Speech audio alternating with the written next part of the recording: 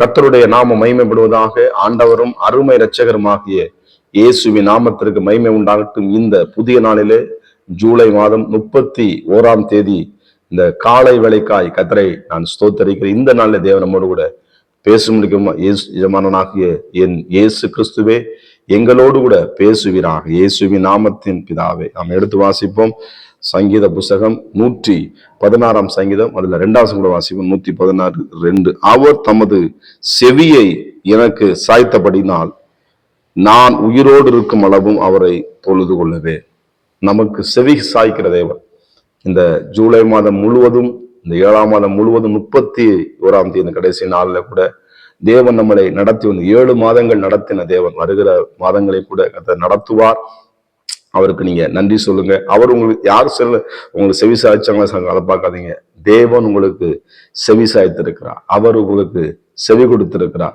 கர்த்தருக்கு மைமன். நம்ம அவருக்கு எத்தனை செவி கொடுக்காம போயிருக்கோம். ஆனா அவர் நம்மளுக்கு என்ன பண்றாரு? வானத்தையும் பூமியும் உண்டாக்கின சர்வவல்லமை தேவன் நமக்கு நம்முடைய பேசுறத அவர் கவனித்து கேட்கிறார். கர்த்தருக்கு ஸ்தோத்திரம். நீங்க அந்த பண்ற விண்ணப்பம், அந்த ஜெபங்கள், உங்களுடைய வேண்டுதல், உங்களுக்கு கண்ணீர்கள் இதுல பட்டிருக்கிறது. 114 1 சொல்லுது பாருங்க. கர்த்தர் என் சத்தத்தையும் என் விண்ணப்பத்தையும் கேட்டதினால் அவரில் அன்பு கூறுகிறேன். கர்த்தருக்கு ஸ்தோத்திரம். ஆமா, கேட்கிறாரா கேட்கல, கேட்டதினால். ஆண்டவர் இதுனா வரைக்கும் அவருக்கு பேரே ஜெபத்தை கேட்கிறவர், நம்ம சத்தத்தை கவனமாய் கேட்கிறவர். அதே போல அவருடைய சத்தத்தையும் அவருடைய வார்த்தையை நம்ம கவனமாய் கவனிக்கும் பொழுது ஸ்தோத்திரம். நம்முடைய வாழ்க்கையில சில பேர் அந்த கவனிச்சு கேட்டாலே நிறைய அற்புதங்களை சில பேர் குடும்பத்துல அதை கவனிச்சு கேட்டு கடைக்கு போனாலும் சரி, ஸ்கூலுக்கு போனாலும் சரி, பிள்ளைங்க அதை கவனிச்சு கேட்காதபடி ஏனோ தினமா படிக்கும் பொழுது என்ன பண்ண அதை மார்க் குறையுது. சரியா அந்த எக்ஸாம் பிள்ளைங்க நம்ம கிளாஸ்ல அடி வாங்க பாக்குறோம்.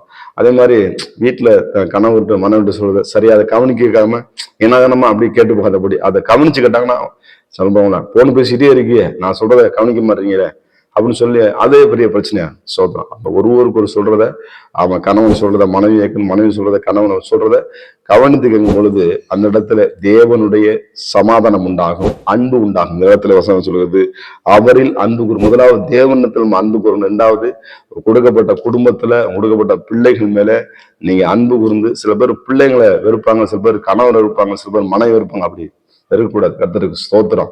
ஆமே, அவங்க மேல நீங்க அன்பு கூறணும். தேவன் அன்பாக இருக்கிறார். எனக்கு அருமையா தேவன் உங்களுக்கு அவர் செவி சாய்க்கிற தேவன். கர்த்தர் நிச்சயமாக இந்த மாதம் முழுவதும் உங்களை நடத்தி கொண்டிருக்கிறார்.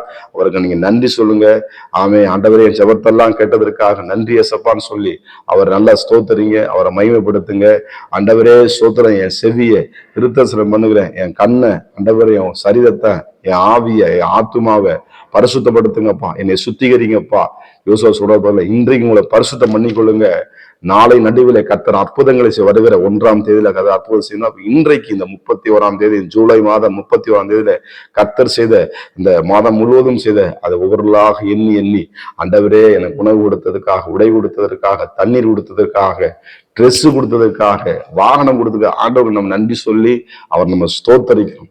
ஆமே, ஸ்தோத்திரம். நிச்சயமாக கர்த்தர் நம்மளை கொண்டு இன்னும் அநேக காரியங்களை ஆஸ்வாதமாக மாற்ற போகிறார். இந்த வசனம் சொல்லுகிறது நம்ம மிக அவரை என்ன பண்ண தொழுது கொள்ளுவேன். 2வது சொல்றேன், அவர் என்ன பண்ணுவீங்க? ஆமே, தொழுது கொள்ளணும். கர்த்தருக்கு ஸ்தோத்திரம். தொழுதுன்னா அவன் ஜெபம் பண்ணணும். ஆமே, நான் இன்னும் துதிப்பேன், இன்னும் ஜெபம் பண்ணுவேன். நம்ம இதுவரை ஜெபம் பண்ணேன், இதுவரை தேவ வசனம் படித்தேன், இன்ன வரைக்கும் நான் கீழ்படிஞ்சேன், இது வரைக்கும் நான் செஞ்சுட்டு இருந்தேன். நான் இன்னும் என்ன பண்ண ஆண்டவருக்காக நான் அதிகமா நன்றி சொல்ல போறேன். காலையில இருந்து சாயங்காலம் வரைக்கும் என்னுடைய வேலை நான் செய்யறேன். ஆனா ஒரு நன்றி சொல்லுவேன்.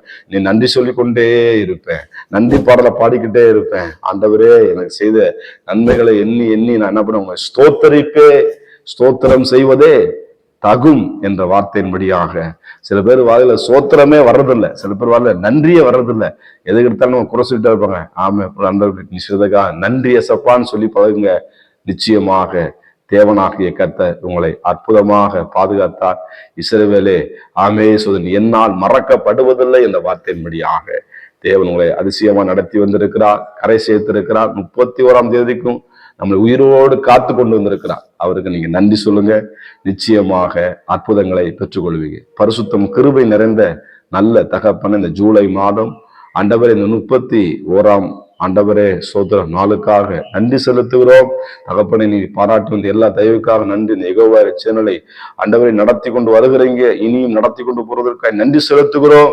அநேகத்துல ஆண்டவரை பலனடைய, ஆஸ்வதிக்கப்பட, அற்புதங்களை பெற்றுக்கொள்ள, நிலைத்திருக்கிற, கனி கொடுக்க, ஆஸ்வாதங்களை பெற்றுக்கொள்ள, அற்புதம் நடக்க கர்த்தர் உம்முடைய வார்த்தை கொண்டு உம்முடைய பிள்ளைகளை நீ ஆஸ்வதிப்பீராக. எல்லாவற்றும் வார்த்தையை நீ மகிமைப்படுத்தி கொண்டிருக்கிறீர். அதற்காக ஸ்தோத்திரம். உடைய பிள்ளைகளை வழி நடத்துங்க இயேசுவின் நாமத்தின் பிதாவே, ஆமே. God bless you. கர்த்தர் உங்களை ஆசீர்வதிப்பாராக.